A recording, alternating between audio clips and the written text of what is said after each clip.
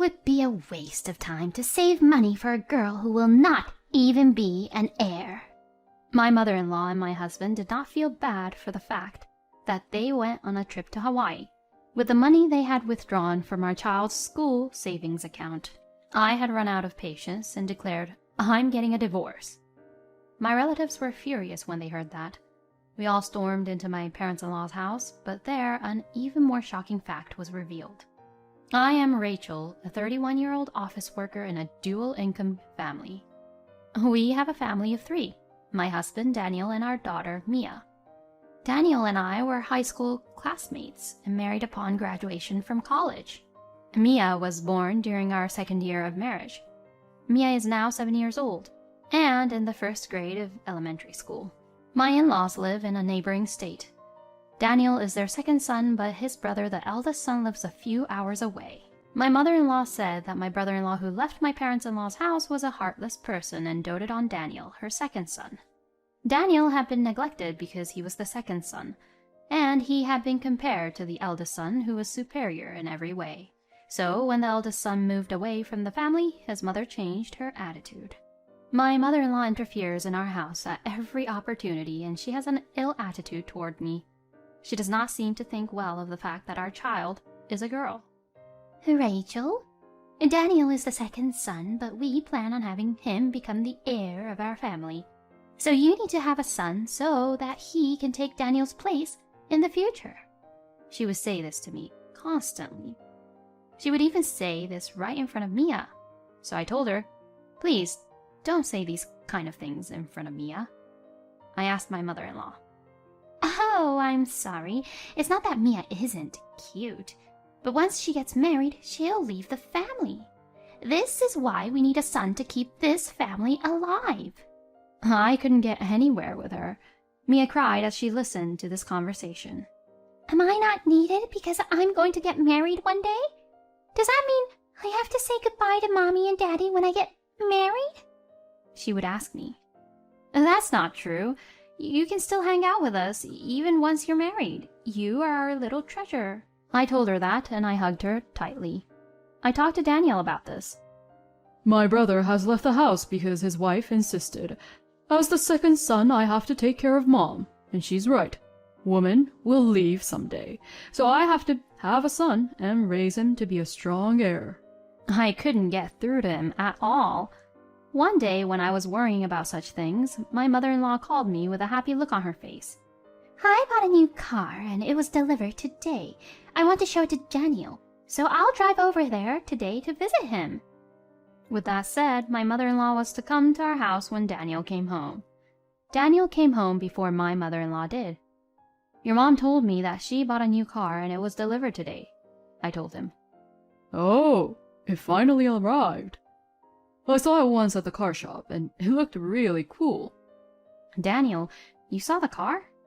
"Yes, I did. I went with her to see it. It cost quite a bit of money, but I'm glad I got the loan." "What? What do you mean?" "I was the one who bought my mom a car. I had to borrow some money, though." "Why? You didn't talk to me about this." "Well, you would have been against it if I talked to you about it." "Of course I would. We need to start saving for Mia's future."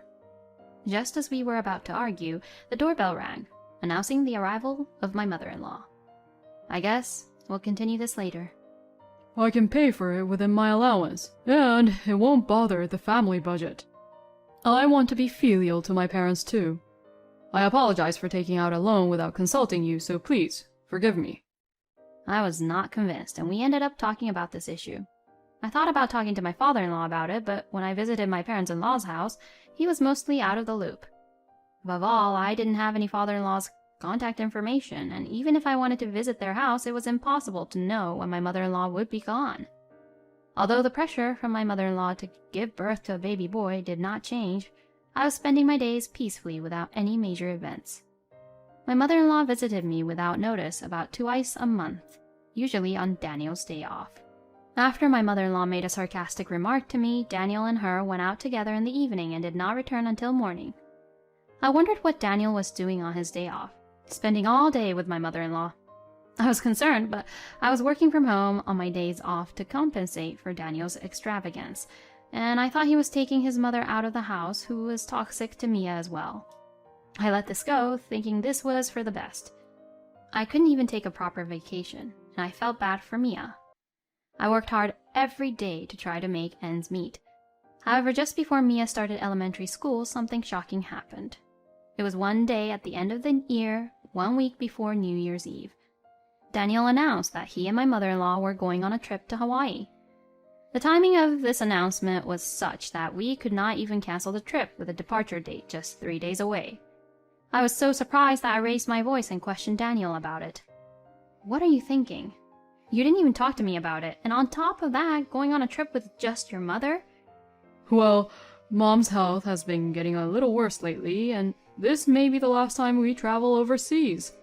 Mom really wants to go to Hawaii for New Year's Eve. Why doesn't your mother and father just go themselves? Didn't you at least think of taking me and Mia with you? No, because with my allowance, I can only afford tickets for me and my mom. Daniel's slurred answer left me with no energy to speak. We didn't speak for the rest of the day, and the next day, I told him, "I'm spending the New Year's holiday at my parents' house, so you go enjoy Hawaii." I took Mia back to my parents' house. However, I was not convinced that Daniel's allowance would be enough to cover the travel expenses for the two of them. So, I decided to take various documents related to the family finances back to my parents' house and examine them. I checked the bank statements, the mortgage of the house, and my own premarital bank account, but there was nothing suspicious at all. However, there was no evidence of money being withdrawn from Daniel's account either. I thought it was unlikely, but I checked Mia's school savings account. My worst fears were correct. Daniel had canceled Mia's tuition deposit. My outrage was so severe that I decided to divorce Daniel on the spot. I explained the situation to my uncle, who is a lawyer, and has just come to my parents' house for New Year's holidays. I asked him for advice about divorce. "I'm sorry, Uncle. I didn't want to bring it up at a time like this." What's wrong? Did something happen? Is your husband not with you? "About that, he's currently on a trip to Hawaii with his mother. He said they wanted to spend the New Year's in Hawaii together." What about you and Mia? We were left behind. He said he could only afford 2 tickets. What the hell? He left behind you two and went on vacation with just his mother? Yes, and on top of that, the money for the trip came out of Mia's tuition fees. I don't want to be negative, but Rachel, you should divorce a man like that. Yes, I think so too. But I don't know the law. I was wondering if you could help me. Of course. Leave it to me. But I'm not a divorce lawyer, so I'll ask my wife to help me. My uncle and his wife are both lawyers, and my uncle's area of expertise seems to be business management. I asked my aunt, who is a lawyer with a strong background in divorce matters, to help me. "I heard from my husband. Leave it to me. Let's punish him thoroughly." She became a very reliable ally. I proceeded with the story in more detail. I told her about my mother-in-law's car, which she had bought with Daniel's loan. We decided that we should do some research on our family's financial situation. Now, my other uncle, who is an accountant, joined in. Anyway, the 3 of them were more determined than I was to punish Daniel and my mother-in-law. I apologized repeatedly, saying, "I'm sorry I put you through all this on New Year's." "What are you talking about? You know what happens when you make enemies of a family like ours at a time like this. I'm going to make sure they pay." My aunt laughed and patted me on the back. "Yes, that's right. There are many lawyers, accountants, and judicial scriveners in my family." After New Year's, we waited for Daniel and my mother-in-law to return back home. After the New Year's holiday, all the relatives decided to storm into my parents-in-law's house and confront them with the divorce papers. On the day of the operation, Daniel and his mother-in-law had already returned back home. We found out that Daniel and his mother-in-law had already returned back home and were spending time at my parents-in-law's house, as I had expected. I called Daniel and headed to my parents-in-law's house. My parents, my lawyer, and my accountant, plus my brother, who does martial arts as a hobby, were there just in case something happened to us. This large group of 8 people went to my parents-in-law's house. Happy New Year! I came here today to discuss my divorce from you, Daniel. I'm here to discuss it with your parents as well. What a way to start the year. I told you, I'm sorry for being selfish. That's about the trip you took with your mother, isn't it? Daniel, where did you get the money from for your travel expenses? What? From my allowance. You're lying. You canceled Mia's tuition fees without permission, didn't you? You went there with that money, didn't you? How do you... Don't just show up here with all these people and say whatever you want. My son doesn't need a wife like you. You're never going to have a baby boy anyways. You took most of Daniel's salary for the girl, and it mostly went towards her tuition, right? So it's none of your business what he does with it. My mother-in-law interrupts me. With all due respect, the salaries of two married people become joint property. It can't belong to only one of them. To my lawyer uncle who defended me, my mother-in-law says, "Shut up, you outsider!" She yells. Before my aunt could open her mouth to say something in reply, my father-in-law, who had been airing his grievances for so long, spoke up. Enough! I already know everything. I didn't think you would go this far. You're selfishly using the money from your grandchild's future. We're getting a divorce too. Daniel, you will inherit nothing. What? What's wrong with you all of a sudden? Yeah, honey. It's all their fault. No, it's not. They did nothing wrong. In fact, I'm really sorry for all the pain we've caused you. Saying this, my father-in-law apologized to me. Hey, honey, pull yourself together. You're the one who needs to pull yourself together. I told you, I know everything. Did you have a good time in Hawaii having fun with the younger men with all that money that was meant for our grandchild? Finally, my father-in-law shouted loudly and pulled out a few pictures from his pocket. There was my mother-in-law at the airport, arm in arm with a young man. Next to him was Daniel, holding hands with a woman. What is this? I don't know anything about this. No, this is all a misunderstanding. Daniel and his mother had been using Mia's tuition money to go on double dates with their lovers. They even went to Hawaii. In fact, at New Year's, my uncle contacted my father-in-law to inform him about my divorce. My father-in-law, upon hearing the news, apologized in tears and told us that he too was divorcing his wife and that he was going to liquidate his property so that he would not give it to Daniel and my mother-in-law. He told me that he wanted the property to go to his eldest son and daughter-in-law and his granddaughter, Mia. When my mother-in-law and Daniel went out together, they didn't come back until morning. They told me that they had gone out together to a bar area and then went to their favorite bars. I told my aunt and uncle about this too.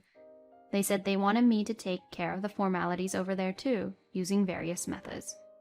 I had them put it all together for me. What misunderstanding? Treating your family like this? You're insane to go on an overseas trip and leave your family alone. I'm divorcing you. And I'm disowning Daniel. Wait a minute. Daniel and my mother-in-law, looking pale and desperate, pleaded with my father-in-law. My aunt, who is a lawyer, and my uncle opened their mouths. Unfortunately, we will not wait for you. We have a claim for alimony related to the divorce and a claim for usury. We are the ones who will be taking care of the request against the two of you. The sale of the house in your father's name will be completed next month. We are also proceeding with the property procedures. We have also contacted the eldest son, and we are planning to contact him in the future. He will take care of your father from now on. How could you? Why didn't you say anything? It's because you didn't listen to me. You bullied our eldest son's wife and kicked her out of this house. And now you're causing trouble for our second son's wife and her child. Don't you know anything about shame? I've spoken with my sister-in-law. She also says she doesn't want to have anything to do with you guys. She agreed to this conversation on the condition that we completely distance ourselves from you. Alimony for Daniel's affair, child support for Mia, and refunds for spending money from the family budget. It's going to take a lot of money, and we will make sure you pay it in full. Rachel, listen to me! Listen? You've done so many selfish things without telling me, and now you want to tell me what? You have your mother, and your lover. Anyway, I don't want to see or hear from you ever again. Just stay out of my life. No! What about Mia? A child needs a father. She needs a father, sure, but it's not you. A man who neglects his family and spends all their money, I can't call someone like that a father. I said these words and left my parents-in-law's house. The rest was taken care of by my remaining relatives. When I was about to leave my in-laws' house, Daniel chased after me. My brother and cousin seized Daniel when he grabbed my arm and dragged him back into the house. This was the last time I saw Daniel. Later that day, the divorce was finalized, and a little later, I received news that my ex-father-in-law sold his house and rented a small house in the town where my ex-brother-in-law and his wife live. I heard that my ex-brothers-in-law were actually going to take them in their home, but my ex-father-in-law said, I couldn't stop my wife from picking on our daughter-in-law. I couldn't ask you to take me in. I have money for my own retirement, so I will live comfortably on my own. And he declined their offer. However, the children at my ex-brother-in-law's place seemed to love their grandfather. They always go and play at their grandfather's house after school and then go home. My ex-brother-in-law also seems to be enjoying this because his children could not see their grandfather because of my ex-mother-in-law.